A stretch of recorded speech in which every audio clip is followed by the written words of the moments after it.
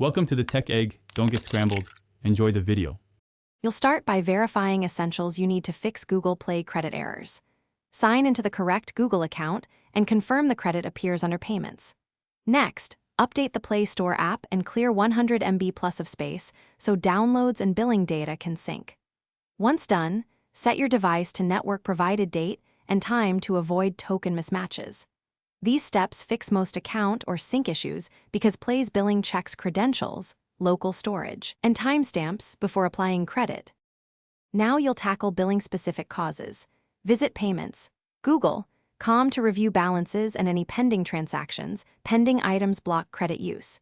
If a gift card wasn't applied, redeem it again and watch transaction status. Remove and re-add your payment method to prompt a fresh token exchange because stale tokens often fail.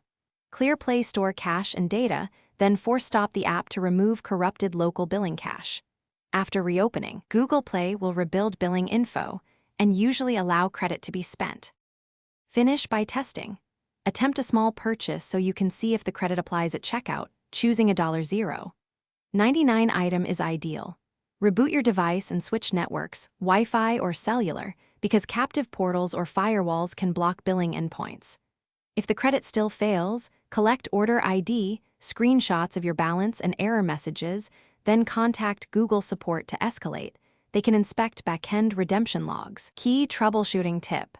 Don't repeatedly retry the same redemption without support, since duplicate attempts can lock the credit. Thanks for watching. Consider subscribing if I helped unscramble your problems.